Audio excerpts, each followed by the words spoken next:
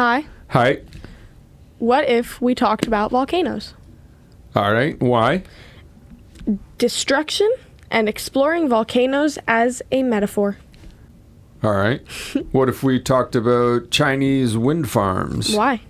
Balancing tomorrow versus today and the demonizing of reality. Okay. Let's go.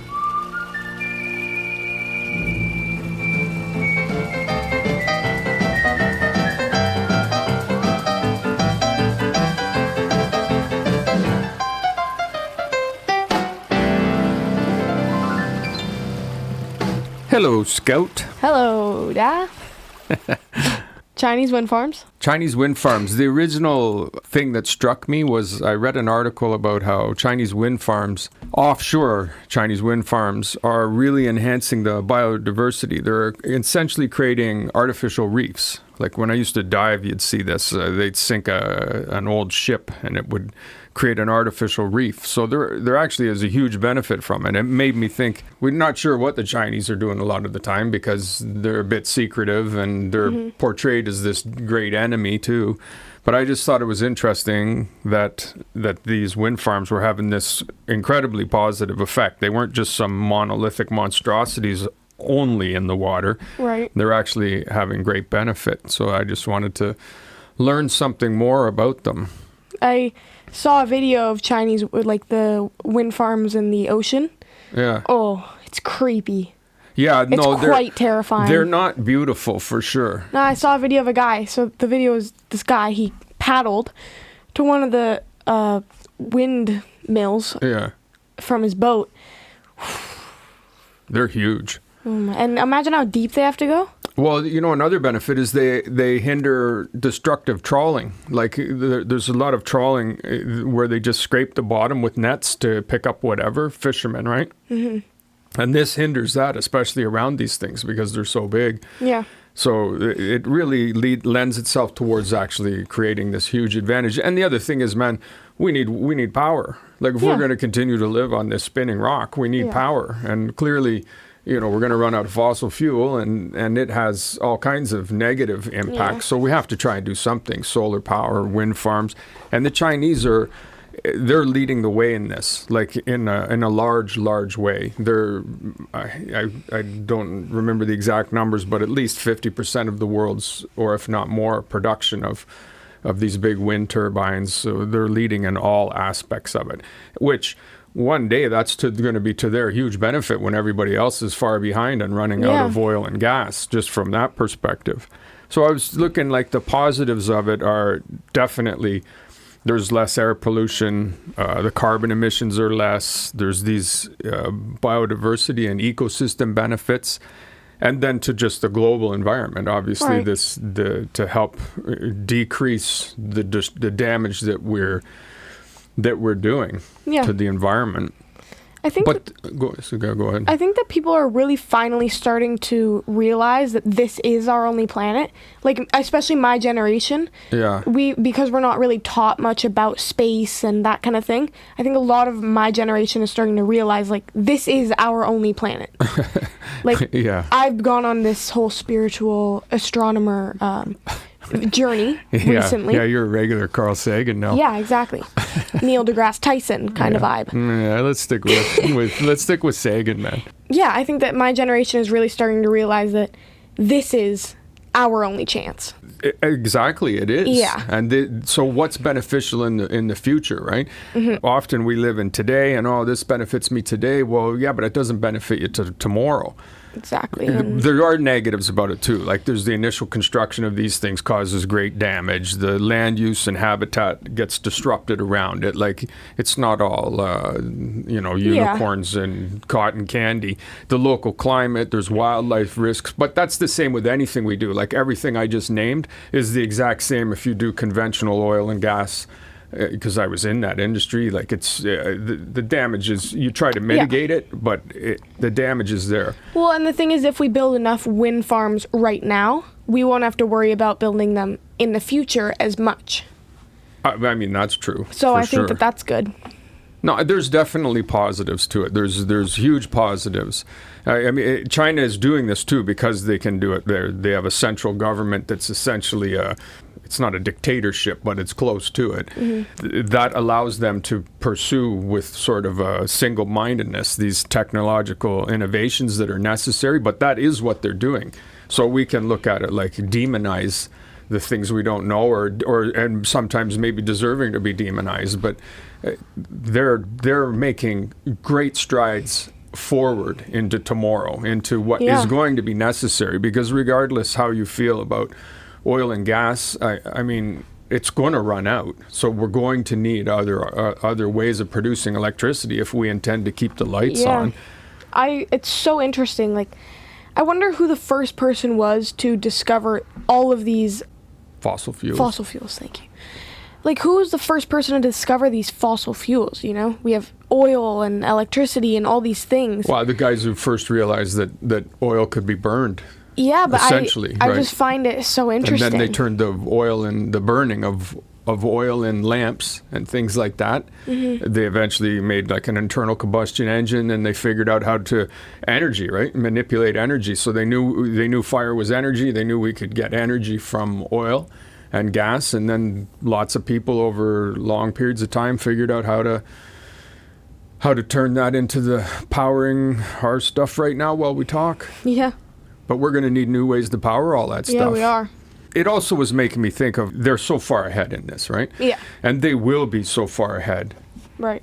I was always interested in Eastern philosophy, right? And the Chinese way of thinking is very much 10,000 years kind of a thing. Xi Jinping, the leader of China, he's not really concerned about how he looks today. He's not concerned about selfies or how much is in his bank account, or that kind of thing doesn't really concern him culturally. It's not ingrained in him. What's ingrained in him is how will he be seen 10,000 years from now? How will he be perceived? That's kind of the Chinese mentality is collectively is what can we do to ensure that tomorrow is good too. It's a very big part of the culture. That's a huge advantage because they're doing things like these wind farms. There's problems today, there's costs today, but the advantages are going to be huge. It seems quite obvious that they'll be huge in the future, which could be as close as 25, 30 years. It's certainly going to be in the next 100 years, 150 years. There's going to be huge advantages from these strides they've made in creating an alternative source of power, because the wind is always going to exist. So these giant turbines. That's what really was the crux of it for me, was thinking like how far-sighted they are compared to how often nearsighted we are, the way we address things in the West. You know, they're taking care of a problem that's obvious. It's a real problem. You can't double speak it away. We have a tendency today to talk nonsense, and if I say it's real because I say it's real, it's like, I'll tell you what's real. We're going to need the electricity 200 years from now, 1,000 years from now, and we're going to need other methods than burning dinosaurs to get it. I think it's really interesting how the wind farms in the water are actually more beneficial to the sea life and the sea life. Biodiversity, Like, I just think it's cool how it's way safer for it than it is harmful and dangerous to it. Because normally when you put something bad in the ocean, like a boat or a human, it's not good, you know, because humans step on the coral reef, and boats put harmful substances into the ocean. I think that's horrible, but the fact that something so artificial being put in the ocean is actually super beneficial. There's the benefits on land aren't much different, as far as it does over time create a new biodiversity around it. So that was the idea, right? That it's not, we demonize things before we understand them, and everything isn't good or bad entirely. Like, everything's a bit of both, isn't it? Yeah. The whole industry is being pressed forward by the Chinese, not by anybody else. It's interesting. It's real. Yeah, it is. It's super interesting. I love the ocean, and to think that they're doing things that's good for the ocean is really cool. That's actually a lie. I don't like going in the ocean, but I like the idea of the ocean. Yeah, I think a lot of people feel like that. Two very different things, but it's, you know what? It's the thought and the idea that counts. Yes. Because you're telling me right now that if you went on a boat, a cruise, say, and you're out in the middle of the ocean on your way to Hawaii, you're looking over the balcony and you see... The balcony. like blue water? And you don't know what's underneath it. You can't see the bottom. Yeah. Lord knows what's hiding under there. Yeah, a shark can't eat you in your dreams, I guess. Exactly. All right, then. Volcanoes. More specifically, volcano. In New Zealand, and nerds correct me if I'm wrong, but I'm pretty sure the volcano's name is Wakari. I believe that's how you pronounce it. And it erupted on the 2nd of December, 2019. I wish I could do a New Zealand accent right now. That would be awesome. It's a weird accent. It is. It's Australian, British, Swedish. Yeah. It's weird. The metaphor in this is basically that something that appeared to be very quiet and peaceful at the time erupted in seconds and killed in seconds. Minutes, but seconds sounds more dramatic. It certainly does. I recently went down one of my many rabbit holes. I usually have 2 or 3 per month, and this one per month was one of them. I thought that it was super interesting reading about them because it's not really something that you learn much about. You hear much about even, Like you're always hearing about hurricanes going on and tornadoes and earthquakes that happen, but volcanoes never really make the news. And that's because they're super harmful, but they don't erupt much. There's many active ones, but it's not like they kill all the time, They're the little brother of natural disasters.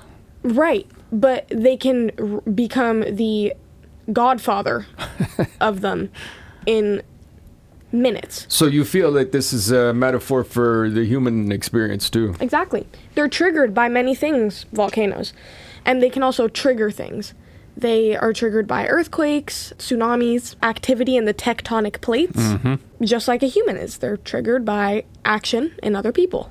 So there was an event in New Zealand that got you going? Yeah, because I was, just scrolling, as one does, and I saw a video of this volcano. And so then, of course, I had to look up volcanoes. This one is one of the more recent eruptions because, like I said, they don't happen, and even if they do, they don't really kill many people. This volcano, on the 2nd of December, killed 20 people. 2nd of December, what, this year? 2019. 2019, okay. Yes. There was a tour going on the island. It was an island that many people go to. It's a tourist attraction. You can go on a boat and you ride, and then you walk around, and they show you all the different kinds of rocks, and it's super cool. Tour. It's super interesting. It's a tour, a volcano tour. Right. So these people were going on their 3-hour tour of a volcano. Exactly. People are super excited. They've never been here. Kaboom. Yeah. So there's videos of it. There's footage.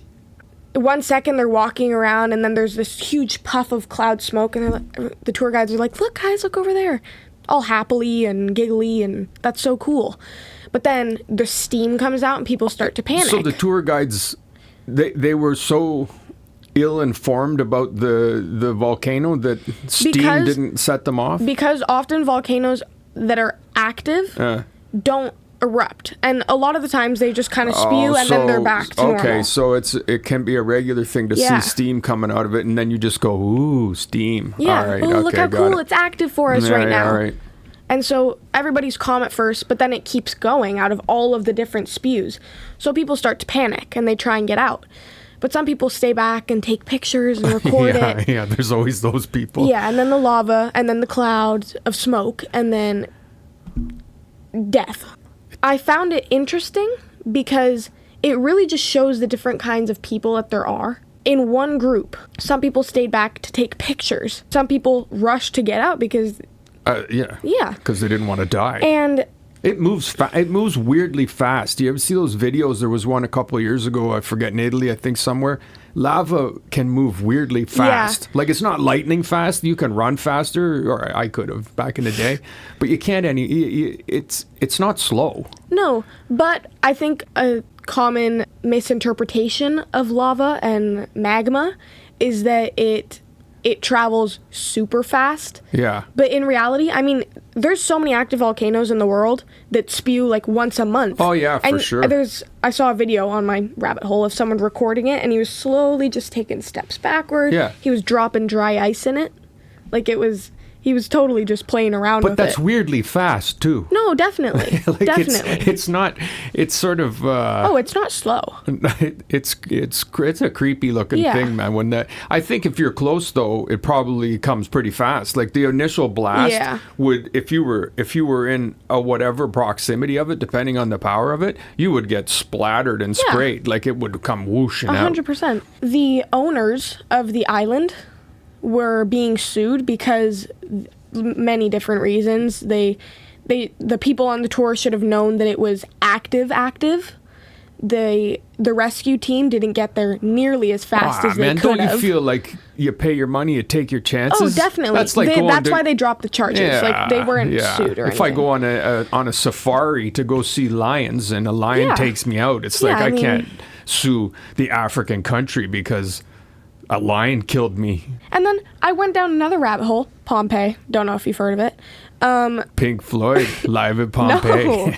And I thought it was super interesting because at first I was like, wow, this is crazy, you know? Like, this city gone in... quickly. Yeah, exactly. And I found it interesting that most of the people... They're still digging out parts of that. Yeah. Most of the people weren't actually killed by the actual lava that was flying around, which a lot of people think that that's what it is. But it's actually, first of all, the ash. But the initial thing was that people's brains were being melted from the steam. Yeah. First of all. Second of all, the boom.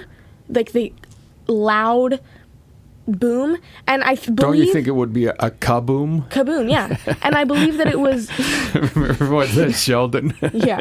Was the sound... Was the word was kaboom. The word kaboom. But I believe that the sound, the noise, was one of the loudest noises in history, ever. Wow. I believe. Don't quote me on that, but I believe I heard that. We're a quotable entity, I also found Irish. it quite upsetting how there were actually many other small cities around this volcano. And everybody only ever talks about Pompeii. What about all the other hundreds? I think that's an archaeological thing. Like that's the one they found. That's the one they start digging up. And I also think it had a greater significance in the time. Yes. So it collected more, you know, artifacts, writings. Yeah, I mean, there's a lot to be said that because it was a Roman city and that was the one that had the most architecture that could be dug up. You know what I always think about volcanoes is that they're I'll bet you they fueled, you get that, tie it back to the last one, plus I'll bet you they fueled a lot of religious allegory and imagery. Because they explode, there's fire coming from inside, like it's hell. Oh, I see what you're saying. Yeah, I often think that that's probably what a lot of that came from. Like hell is beneath us, and it's a place you go, and it's just fire and everything. Because that's essentially what we're on a rock, and the core of the rock that we're ripping through space magma. on it's just fiery material. Yeah. That's why when you go to the beach and you dig a super deep hole, that's why it's scorching hot. yeah, that's why. It's because you're actually feeling the core of the earth. It's such a little kid thing. You would definitely think that I'm going to dig to China. Yeah. Oh, really quick before we end this topic, I saw another video of a guy, and it was a wife and a husband on their honeymoon on a volcanic island. Yeah. And the husband kept reaching down to touch the floor. He's just like, wow, this floor is really hot. 2 days later, it erupted. That's crazy, like, man. That's trippy. Imagine if their honeymoon was, like, set back 2 days or something like that. No, thank you. So the eruption is from either plates pulling apart or plates, like, kind of subducting. One goes above and one goes below. It's basically the same as earthquakes come from. I saw a video of this little boy. It's crazy powerful, right? It's the Earth. It's the planet. Like volcanoes are like, this is going to be gross, right? This is going to be gross. I never thought of this before. It just popped in my head. A volcano is essentially like a big zit. And the plates, think about it. Yeah, and the Earth is like, it's a pimple on the Earth. And every once in a while, plates and the Earth grumbles and moves around and it just, erupts. Yeah. Okay. I saw... You're welcome, everybody. Really quickly, I saw a video. These two little boys, they were playing around on, like, the rim of a volcano. And because it wasn't active, it was fully crusted over. And they grabbed this giant, like, boulder, and they chucked it in, and it dropped, and the whole crisped over level peeled apart like the crust. slowly. Yeah, and it started bubbling, and then it started kind of going like that, and then next thing you know, there's lava going everywhere. Did they bolt? Oh, they were the first people to bolt. They booked it. Imagine you were the kid that created that caused you to be... That's not the best. And then there was Pompeii. Yeah. Imagine. The reason Pompeii happened was because there were two little kids playing around. Chucking rocks back in the day. Oh my God, that's actually creepy to think about. Alrighty. Next you're Jim Carrey now. We have a question now. What are you doing? What is the worst... Nope. Yes. What is the worst waiting disaster to live by? Okay, is that I your can cringe? actually speak... Are you developing a cringy radio personality for these things? Yeah. I can actually speak from personal experience because I've experienced 2 out of these 3 things. First of all, earthquakes. Been in a 6.8 one. Do not recommend it. It's really scary, and if you run, you feel as if you're going to move sideways and fall over a balcony. Not fun. Also, the following mini earthquakes are not fun because then there's like 3 a day for the next 2 days. Hurricanes. I've never been in a large one, but I've been in a pretty bad one where the power goes out and all day. All right, hang on. I deeply appreciate your personal anecdotes. And I guess, the bridges collapsing is pretty bad too, I guess. Yeah. I mean, I too lived through these things with you, but, well, I guess not the big one. You got smashed deeply in Mexico. Yeah. But that one was bad in Vallarta too, man. The hurricane? No, the earthquake? We haven't been anywhere remotely near a hurricane. We've been on the edges of them and got some bad rain, and it tore up some trees, and it wrecked a bridge. Do you not remember when the earthquake, where the hurricane was literally so bad that the bridge connecting Nayarit and PV and you know how many collapsed? You know how many people died? 0. That's not true. We have never been smashed by a hurricane. Jake's friend's mom. Knock wood. That's all I'm gonna say. And nextly, one time. So I actually have a story that I'd like to. There's people share. listening though that would actually have lost everything, including relatives in hurricanes. Rest in peace to them. My condolences, truly. All right, I'd like to tell a story about my experiences with earthquakes. So I believe that these are the second worst ones, next to floods or hurricanes. One day I was at school, and it was on the anniversary of the Mexico's largest earthquake, and we were going to have a drill that day. And so the bell had gone off, and we all went outside to practice a drill. Is that true? It was Mexico's... Yes, that was the crazy part about it. I feel like you made that up. Honestly, look it up. So we went back inside of our classroom after our drill. So we were just chilling. And all of a sudden, like, my desk starts shaking a little. And I was like, Omar, erasing again. I sit there, and I'm chilling. And then the next minute, chairs that are flipped over are falling. The whiteboard didn't fall. That was dramatic. But the projector was shaking really badly. The teacher was like, everybody line up in a straight line. And we were like, move out of our way. And we all ripped the door open and we started running out, and we had to cross this balcony to get down the stairs, and it was literally like a sky bridge. And so we walked over it, and I was dashing like the fastest I've ever ran in my life, and I was swaying side to side as I was running. It was the weirdest feeling. And so we got out onto the giant field, and we just sat there for like a good 30 minutes. And then we're told to go and sit in music class to wait because our parents were all coming to get us early. And another one strikes. Much smaller. Then I go to Mexico City the next day, and I'm in the hotel room. And another earthquake strikes while I'm in the hotel room. It was trippy. It was really crazy. Terrifying. I really don't recommend it. Especially when you're on the 12th floor of a hotel room. Yeah, no, nobody would recommend it. But again... your experiences they're extraordinary, and they're super frightening. Like I mean, for me, standing in the doorway and watching the fan go back and forth and thinking, oh my God, I hope Paz and Scout are all right. Like it's horrifying. But That's good, because that gets us to the actual question, which is, what do you think is the worst waiting disaster to live by? So I'm thinking, like, there's people who live in areas where a tsunami is a serious threat to life and limb. There's people who live in areas where earthquakes are. Like, we know people in Southern California who are on the wrong side of the fault line, and they could drift out to sea one day. There's people who live at the foot of volcanoes that could erupt. Hurricanes. There's people who live right in hurricane alleys. Like, I used to live in the Caymans, and you could get smashed anytime. And then I think the worst one, personally, is flood. That's my pick too. Like, if you're living in a bowl like New Orleans, and you can just, that seems to be the most destructive. It's the one that wrecks the most things. So that, for me, would be the one that if I was living in a depressed area, as far as depressed geologically, I would not want that. I wouldn't live in a flood area. No. I just wouldn't. I mean, you think about, like, definitely floods is number one for me as well. I think that is one of the most, I can't think of the word, but I think it's one of the worst natural disasters to live by. One of the most likely to take you out. Exactly. I think second is definitely hurricane, because I think of Hurricane Katrina. I think of all the hurricanes in Florida that take out houses, and I think they're destructive for physical. Yeah, but you can survive a hurricane if they are kind of survivable, although, like, they can be not survivable too. I think but I would have to say I think that's second. Earthquake would be bad. Earthquakes are bad because it depends where you are. If you're in a small town, it's very bad.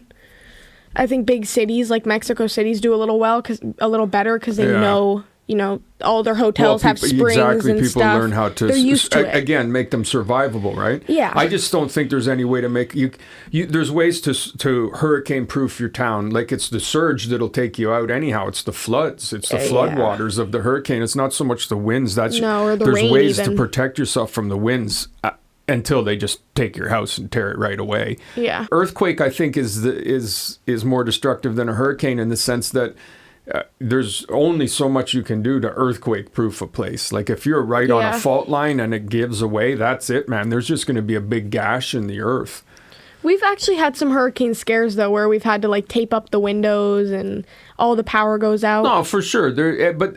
That's what they were. They were scares. But definitely, I mean, we live in a hurricane area in Mexico, for sure, and we lived in the Caymans in a hurricane area. Like, it's definitely a threat. But when the hurricanes come, it's the floods that cause the most damage. Like, when the waters bring down the mudslides from the mountains and the hills and everything. Which brings us back to surge. Floods as the worst disaster. All right, there we go. That was episode the 64th. Yes, it was. I love you. I love you, Irish. Next time. Next time.